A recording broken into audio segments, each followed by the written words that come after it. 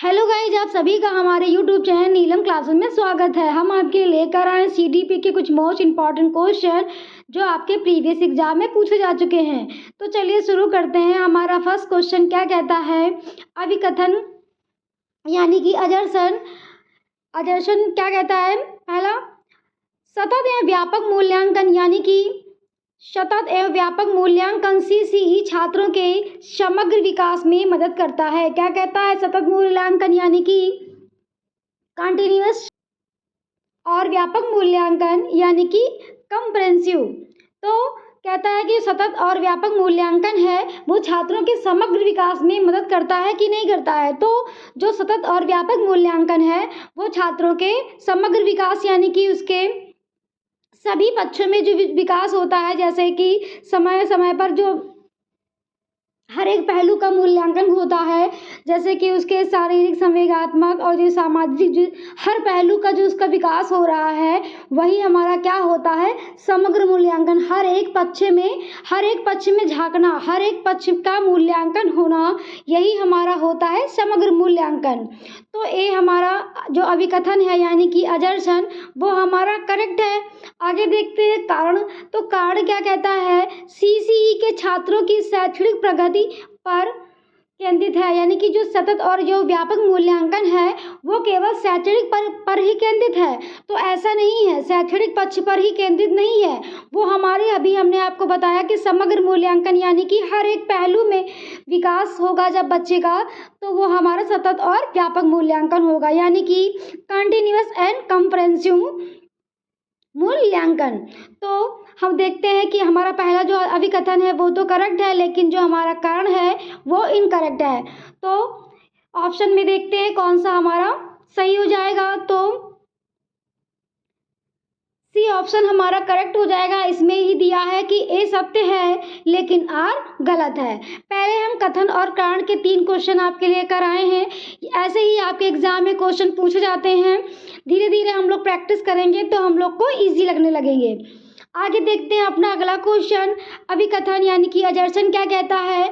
बच्चे की सीखने की प्रक्रिया में मचान महत्वपूर्ण है। बच्चे की सीखने की जो प्रक्रिया है उसमें मचान यानी कि कल ही आपको हमने बताया था इसके फोल्डिंग यानी कि टेम्परेरी जो हेल्प हो जाती है। बच्चा अगर किसी चीज़ को कर रहा है, उसमें अटक जाता है, तो उसको कोई हिंट दे दिया जाए, टेम्परेरी हेल्प दे दी जाए, तो वो शिकार को पूरा कर लेता है। तो यही यहाँ पे कह रहा है कि बच्चे की सीखने की प्रक्रिया में मचान यानी कि इसके फोल्डिंग, मचान इसको फोल्डिंग को कहते हैं, इसके फोल्डिंग को पाड़ भी कहते हैं, ढांचा भी कहते हैं। वहीं पे यहाँ पे मचान दिया हुआ है, तो मचान वही यानी कि इसके फोल्डिंग, और इसके फोल्डिंग का मतलब टेम्परेरी हेल्प। तो ये हमारा करेक्ट है। आगे देखते हैं कारण क्या है। तो कारण कहता है कि मचान का तात्पर्य यानी कि जो मचान है इसके फोल्डिंग का तात्पर्य बच्चों के उनके समीपस्थ विकास जेडपीडी यानी कि क्या है? जेडपीडी यानी कि इसकी फुल फॉर्म क्या है? जॉन ऑफ प्रॉक्सिमल डेवलपमेंट के जेडपीडी की फुल फॉर्म क्या है? जॉन ऑफ प्रॉक्सिमल डेवलपमेंट के भीतर एक कार्य को पूरा करने के लिए समर्थ से है। यानी कि जब हम मचान यानी अभी हमने आपको बताया इसके फोल्डिंग में तात्पर्य है कि बच्चों की जो समीपस्थ विकास का जो क्षेत्र है उसके भीतर एक कार्य को पूरा करने के लिए दिया जाने वाला समर्थन है। कि एक बच्चा अगर किसी कार्य को पूरा कर रहा है, अगर वो अटक जाता है तो उसके टेम्परेरी जो हेल्प की जाती है, तो वही हमारा जेडपीडी है। तो ये जो है ये भी हमारा करेक्ट है।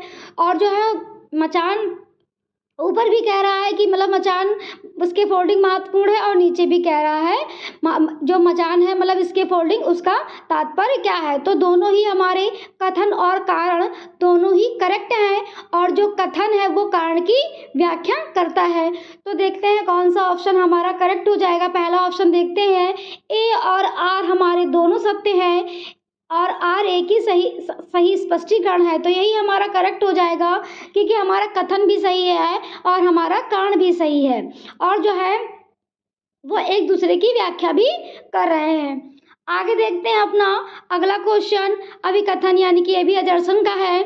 उसमें अजर्सन में क्या कहता है? दीर्घकालीन सीखने में आंतरिक प्रेरणा की तुलना में बाहरी प्रेरणा अधिक प्रभावी है। तो यानी कि दीर्घकालीन यानी कि लंबे समय तक सीखने के लिए मतलब लंबे समय तक सीखने के लिए जो प्रेरणा होती है वो बाहरी प्रेरणा अधिक प्रभावशाली है। तो लंबे समय तक अगर किसी कार्य को हम सीखते हैं और हमारे मतलब कार्य तो मतलब अंदर से जो भी हमारा कार्य सीखा गया हो हमें लंबे समय तक चले, तो वो हमारी अभिप्रेरणा करेक्ट होती है, मतलब जो है सही होती है। लेकिन यहाँ पे कह रहा है कि बाहरी अप्रेरणा, तो बाहरी अप्रेरणा नहीं होती, वो हमारी आंतरिक अभिप्रेरणा होती है। क्या होती है? आंतरिक अभिप्रेरणा। तो यहाँ कह रहा है कि आंतरिक अभिप्रेरणा की तुलना में बाहरी अभिप्रेरणा अधिक महत्वपूर्ण है। तो बाहरी अभिप्रेरणा अधिक महत्वपूर्ण नहीं है, आंतरिक अभिप्रेरणा हमारी अधिक महत्वपूर्ण है। तो ये हमारा इनकरेक्ट हो जाएगा। आगे देखते हैं कारण क्या कहता है। कारण कहता है कि आंतरिक प्रेरणा सीखने में गहन जुड़ाव को बढ़ावा देती है। क्या कह रहा है? हाँ, ये तो सही है हमारा।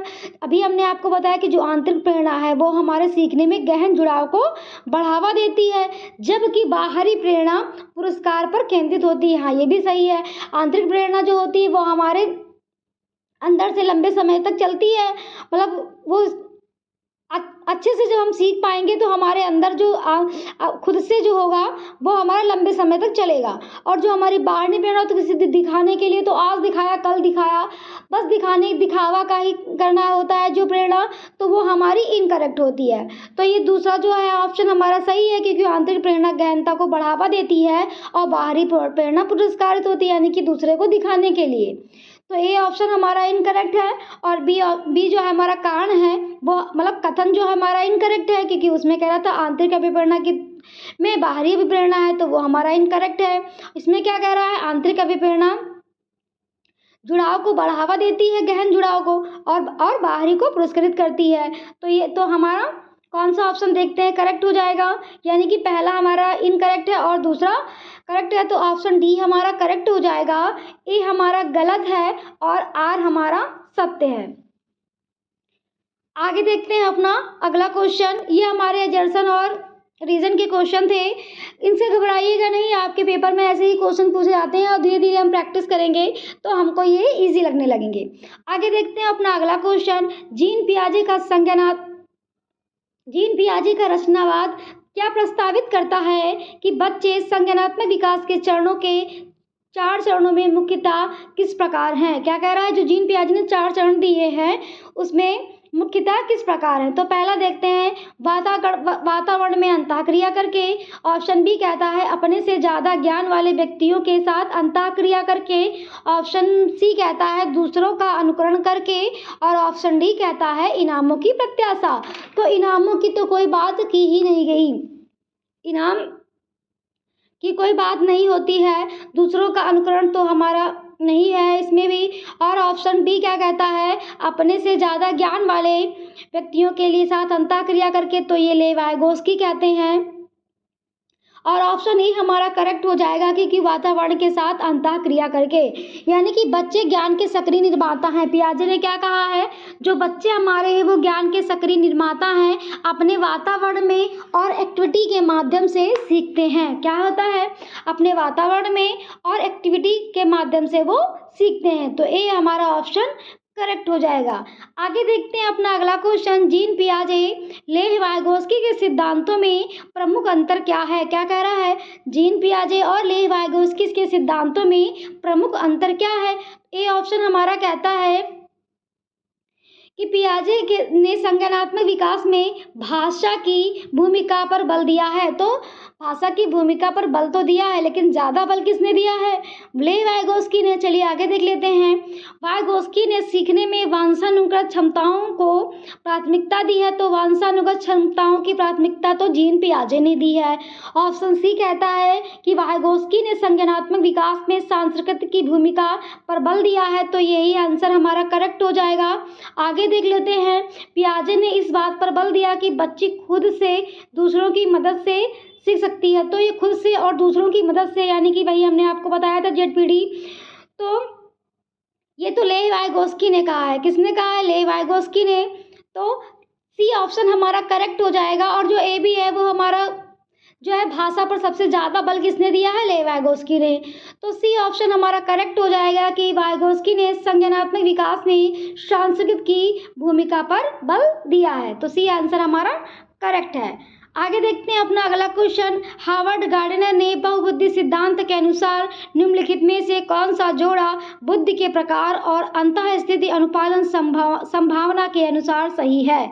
तो देखते हैं कि जो हमारे हार्वर्ड गार्डनर है उन्होंने 8 प्रकार की बुद्धि बताई है, तो उसी से जो कौन सा प्रकार और कौन सी बुद्धि रिलेटेड हो रही है वो आपको आंसर करेक्ट करना है। तो पहला क्या कहता है बुद्धि का प्रकार, तो जो भाषिक बुद्धि है वो अंतःस्थिति अनुपालन यानी कि लेखापाल से संबंधित है। तो लेखापाल से नहीं लेखापाल तो संबंधित होता है अकाउंटेंट। और जो भाषिक बुद्धि होती है वो उसमें क्या होते हैं, कवि होते हैं, भाषावादी होते हैं। तो भाषिक बुद्धि में तो कवि वगैरह हो गए। दूसरा देखते हैं बुद्धि का प्रकार स्थानिक और अंतःस्थित अनुपालन संभावना क्या है, वस्तुकार। तो जो स्थानिक बुद्धि होती है उसमें वस्तुकार, हाँ ये हमारा आंसर करेक्ट हो जाएगा क्योंकि स्थानिक बुद्धि में वस्तुकार आते हैं। जैसे किसी स्थान की अगर मूर्ति करनी, जैसे आप किसी मूर्तिकार वगैरह हैं, आप मूर्ति बना रहे हैं या किसी बिल्डिंग को बना रहे हैं, तो ये कहेंगे कि ये यहाँ पे ऐसा होना चाहिए। मूर्तिकार में जैसे होता है कि अगर आपको मुंह कहाँ पे बनाना है, नाक कहाँ पे बनानी, हर स्थान को उसके अकॉर्डिंग रखना है, तो वो हमारी स्थानिक बुद्धि होती है। तो ये आंसर हमारा करेक्ट हो जाएगा। आगे भी देख लेते हैं। वस्तु का प्रकार शारीरिक गति, संवेगात्मक स्थिति, अनुपालन संभावना, यानी कि जो शारीरिक गति वाली बुद्धि होती है वो क्या गायक होगा, तो शारीरिक गति बुद्धि वाला गायक नहीं होगा। शारीरिक गति बुद्धि वाला तो स्पोर्ट्स में, डांस में और जिम्नास्टिक में ये शारीरिक उसका जो बल यूज हो रहा है वो हमारी शारीरिक बुद्धि हो गई। और गायक बुद्धि यानी कि हमारा क्या हो गया, जो म्यूजिक इंटेलिजेंस होता है वो गायक बुद्धि में आ जाएगा। तो ये भी हमारा इनकरेक्ट हो गया और पहला भी हमारा इनकरेक्ट था। ऑप्शन डी देख लेते हैं। प्राकृतिक बुद्धि यानी कि शिक्षक, तो प्राकृतिक बुद्धि तो शिक्षक थोड़ी ना होगा। इसमें तो भाषिक बुद्धि और जो है इंटरपर्सन रिलेशन की बात होगी। तो ये भी हमारा इनकरेक्ट हो जाएगा। तो बी ऑप्शन हमारा सही है। स्थानिक बुद्धि जो व्यक्ति होता है वस्तुकार होता है, यानी कि जिसमें स्थानों को लेकर संबंध होता है, तो बी ऑप्शन हमारा करेक्ट हो जाएगा। आगे देखते हैं अपना अगला क्वेश्चन। एक बाल केंद्रित कक्षा में मूल्यांकन क्या कह रहा है। एक बाल केंद्रित कक्षा में मूल्यांकन ऑप्शन ए कहता है कुछ सामयिक परीक्षकों द्वारा किया जाता है। ऑप्शन बी कहता है लिखित वस्तुनिष्ठ परीक्षकों द्वारा किया जाता है। ऑप्शन सी कहता है बिल्कुल नहीं किया जाता। ऑप्शन डी कहता है मूल्यांकन को सीखने की प्रक्रिया के अभिन्न अंग माने जाते हैं। तो यही आंसर हमारा करेक्ट हो जाएगा क्योंकि जहाँ बच्चा एक्टिव होगा, बच्चे की सीखने की बात होगी, वही ऑप्शन हमारा करेक्ट होगा। तो डी ऑप्शन हमारा करेक्ट हो जाएगा। ये भी हमारा इनकरेक्ट है, लिखित वस्तुनिष्ठ की बात ही नहीं है। तीनों ऊपर वाले हमारे इनकरेक्ट हो जाए। अपना अगला क्वेश्चन। जीन पियाजे के संज्ञानात्मक विकास के किस क्षण में बच्चे संक्रियाओं पर क्रियाएं कर सकते हैं, वह परिकल्पना निगमनात्मक सोच विकसित हो सकती है। क्या कह रहा है, जो जीन पियाजे हैं उनके संज्ञानात्मक विकास के किस क्षण में बच्चे संक्रियाओं पर क्रियाएं कर सकते हैं, वह परिकल्पनात्मक निगमनात्मक सोच विकसित हो जाती है। तो ये ऑप्शन हमारा कहता है संवेदी चालक अवस्था, जो हमारी कितनी होती है 0 से 2 वर्ष। पूर्व संक्रियात्मक अवस्था 2 से 7 वर्ष और मूर्त संक्रियात्मक अवस्था 7 से 11 वर्ष और औपचारिक संक्रियात्मक अवस्था 11 से ऊपर। तो उसी में कह रहा है कि बच्चे संक्रियाएं करना सीख ले, मतलब बच्चे संक्रियाओं पर क्रियाएं कर सकते हैं और परिकल्पनात्मक निगमनात्मक सोच विकसित हो जाती है। तो जहाँ परिकल्पनात्मक और निगमनात्मक सोच यानी कि अमूर्त चीज़ों में लॉजिक लगा लेता है, अमूर्त चीज़ों के बारे में सोच लेता है, वो हमारी कौन सी अवस्था है। तो अमूर्त चीज़ों के बारे में सोचना ऑप्शन नंबर डी यानी कि हमारी अमूर्त संक्रियात्मक अवस्था है। अमूर्त चीज़ों में भी लॉजिक लगा पाएगा, वो हमारी कौन सी अवस्था होगी, अमूर्त संक्रियात्मक अवस्था। यही हमारी 4 चरण में पियाजे ने बताए हैं। संवेदी चालक अवस्था जो 0 से 2 वर्ष है, पूर्व संक्रियात्मक अवस्था जो 2 से 7 वर्ष है, मूर्त संक्रियात्मक अवस्था जो 7 से 11 वर्ष है और अमूर्त संक्रियात्मक 11 वर्ष के ऊपर है। तो ये अमूर्त निगमनात्मक सोच की बात पूछी थी वहाँ पे, तो हमारा ऑप्शन डी करेक्ट हो जाएगा, अमूर्त संक्रियात्मक अवस्था। आगे देखते हैं अपना अगला क्वेश्चन। बच्चों की लंबाई और वजन में वृद्धि किसका उदाहरण है। क्या कह रहा है, बच्चों की लंबाई और वजन में वृद्धि का किसका उदाहरण है। तो ऑप्शन ए देखते हैं संज्ञानात्मक परिवर्तन, ऑप्शन बी कहता है मात्रात्मक परिवर्तन, ऑप्शन सी कहता है गुणात्मक परिवर्तन और ऑप्शन डी कहता है भावात्मक परिवर्तन। तो जो हमारी लंबाई वजन है, क्या है, जो हमारा लंबाई वजन है उसमें क्या होगा, उसको हम माप सकते हैं। जिसका मापन संभव है, जिससे आप अपनी लंबाई और वृद्धि माप सकते हैं, वो कौन सी वृद्धि, उदाहरण किसका है, मात्रात्मक परिवर्तन का। किसका है, मात्रात्मक, हम अपनी लंबाई को माप लेते हैं, अपने वजन को कितने किलो का है उतने किलो का वजन है, तो ये क्या होगा हमारा मात्रात्मक परिवर्तन। तो बी ऑप्शन हमारा करेक्ट हो जाएगा। सीधे बात करते हैं जिसका मापन संभव हो, क्या हो, जिसका मापन संभव हो वो मात्रात्मक परिवर्तन होता है, जैसे हमारा लंबाई और वजन। आगे देखते हैं अपना अगला क्वेश्चन। अनुवांशिकता पूरी तरह से एक व्यक्ति में के और की का निर्धारण करती है, कि मतलब किसका निर्धारण करती है अनुवांशिकता यानी कि हेरिडिटी किसका निर्धारण करती है। तो पहला क्या है, लिंक यहाँ पे जो है इंग्लिश में एक लिंग है सेक्स और एक लिंग क्या है, जेंडर। क्या है, एक लिंग सेक्स है और एक लिंग जेंडर है। तो और दूसरा क्या है, शैक्षणिक सफलता, और चौथा पॉइंट क्या है, सीखने की शैली। तो एक लिंग जो हमारा सेक्स है उसमें क्या होता है, हेरिडिटी, उसमें व्यक्ति में क्या होती है, सेक्स में जो है हेरिडिटी होती है।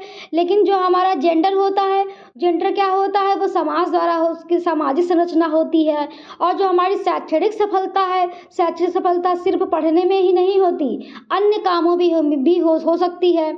तो ये हमारा इनकरेक्टली में अगर बच्चा कोई वीडियो देख ले, मतलब बच्चे को मतलब अगर पढ़ने में इतना मन अपना नहीं लगा रहा है, तो उसको अगर कोई वीडियो के माध्यम से सिखाया जाए तो यही होती है सीखने की शैली। वीडियो के माध्यम से वो जल्दी सीख लेता है। तो अनुवांशिकता का जो तात्पर्य होता है वो हमारा ए यानी कि सेक्स से होता है।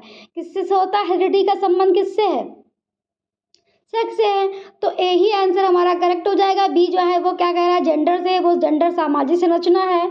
और शैक्षणिक यानी कि उसको सीखने या सिर्फ पढ़ने से ही नहीं, कई तरीकों से सफलता उसको प्राप्त हो सकती है। और सीखने की जो शैली है वो हमारी, बच्चे को किसी भी तरीके से आप जिसमें बच्चे को इंटरेस्ट हो उस माध्यम से सिखा सकते हैं, वही हमारा शैली है। लेकिन यहाँ पे अनुवांशिकता की बात कर रहा है, तो हेरिडिटी का संबंध किससे होता है, लिंक यानी कि सेक्स से।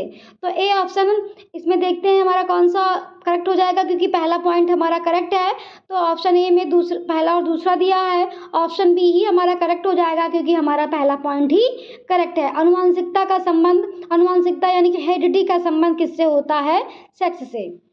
आगे देखते हैं हम अपना अगला क्वेश्चन।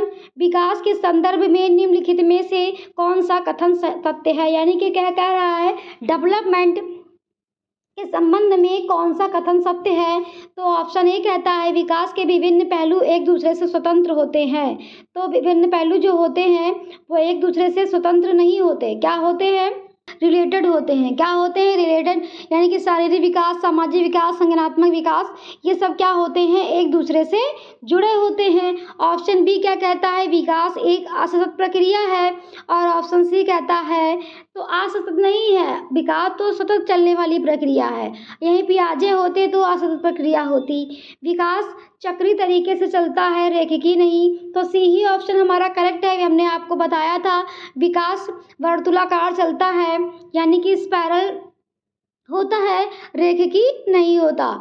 डी ऑप्शन भी देख लेते हैं, विकास विशिष्ट से सामान्य की ओर चलता है। तो विशिष्ट से सामान्य की ओर नहीं चलता, सामान्य से विशिष्ट की ओर चलता है। तो सी ऑप्शन हमारा करेक्ट हो जाएगा कि विकास चक्रीय तरीके से होता है, रेखीय तरीके से नहीं। और स्वतंत्र पहलू नहीं होते, पहलू एक दूसरे से रिलेटेड होते हैं। आगे देखते हैं अपना अगला क्वेश्चन। भाषा विकास और संज्ञानात्मक विकास एक दूसरे से स्वतंत्र रूप से आगे बढ़ते हैं, यह कथन किसने कहा। तो भाषा और विकास संज्ञानात्मक विकास के स्वतंत्र रूप से आगे बढ़ते हैं, किसने कहा, ले वाइगोस्की ने। किसने कहा, ले वाइगोस्की ने। कि आगे देखते हैं अपना अगला क्वेश्चन। एक शिक्षक कक्षा में समय समय पर उन विषयों की परीक्षा लेता है जो कक्षा में पढ़ाता है। वह छात्रों को प्रतिपुष्टि यानी कि फीडबैक देता है, जिसका उपयोग उसके सीखने को बेहतर बनाने के लिए किया जाता है। यह किसका उदाहरण है। तो पहला ऑप्शन हमारा क्या कहता है, मतलब एक शिक्षक होता है वो अपने समय पर सिखाता, परीक्षा लेता है और यह मतलब फीडबैक भी देता है और देखता है कि मतलब बच्चे ने कितना सीखा। तो पहला ऑप्शन देखते हैं कि अधिगम का मूल्यांकन क्या कह रहा है। अधिगम का मूल्यांकन यानी कि असेसमेंट ऑफ लर्निंग क्या कह रहा है। असेसमेंट ऑफ लर्निंग यानी कि योगात्मक मूल्यांकन जो इंड में होता है। क्या होता है, जो इंड में होता है, उसमें कोई परिवर्तन नहीं होता। हमको जैसे सीट का एग्जाम देने जा रहे हैं तो अब तो वो एग्जाम हम दे ही देंगे, उसमें कोई परिवर्तन थोड़ी ना होगा। और ऑप्शन बी कहता है कि अधिगम के लिए आकलन, तो यानी कि जब असेसमेंट फॉर लर्निंग यानी कि शिक्षण के दौरान जो प्रक्रिया चल रही है तो वही हमारा क्या हो जाएगा, ऑप्शन बी हमारा करेक्ट हो जाएगा, क्योंकि वो कह रहा है शिक्षण के दौरान जो प्रक्रिया चलती है यानी कि असेसमेंट फॉर लर्निंग की बात कर रहा है। तो ये ए बी ऑप्शन हमारा करेक्ट है, क्योंकि वो समय समय पर छात्रों को परीक्षा ले रहा है, फीडबैक दे रहा है, तो उसकी जो सीखने की प्रक्रिया को बेहतर बना रहा है। और पहला क्या था, अधिगम का मूल्यांकन, उसमें क्या था, असेसमेंट ऑफ लर्निंग, उसमें क्या होता है कि मतलब इंड में होने वाला जो मूल्यांकन होता है योगा, जिसे योगात्मक मूल्यांकन कहते हैं, फाइनल जजमेंट जिसको बोलते हैं, तो वो हमारा अधिगम का मूल्यांकन होता है। लेकिन यहाँ पे दौरान हो रहा है तो बी ऑप्शन हमारा करेक्ट है। आगे भी देख लेते हैं अधिगम के रूप में मूल्यांकन। तो अधिगम के रूप में मूल्यांकन ये होता है असेसमेंट एज लर्निंग कहते हैं। क्या कहते हैं, असेसमेंट एज लर्निंग, यानी खुद से टेस्ट लेना या किसी अपने पीयर ग्रुप यानी कि फ्रेंड से फ्रेंड के द्वारा टेस्ट दिलवाना या ना, वो हमारा अधिगम के रूप में मूल्यांकन होता है, यानी कि असेसमेंट एज लर्निंग। और सतत व्यापक मूल्यांकन भी तो सही है, लेकिन करेक्ट आंसर जो हमारा होगा वो अधिगम के लिए मूल्यांकन यानी कि असेसमेंट फॉर लर्निंग, कक्षा के दौरान होने वाला मूल्यांकन, वो क्या होता है हमारा असेसमेंट फॉर लर्निंग। तो बी ऑप्शन हमारा करेक्ट हो जाएगा। आगे देखते हैं अपना अगला क्वेश्चन। कोहल वर्ग ने नैतिक विकास सिद्धांत की आलोचना की है।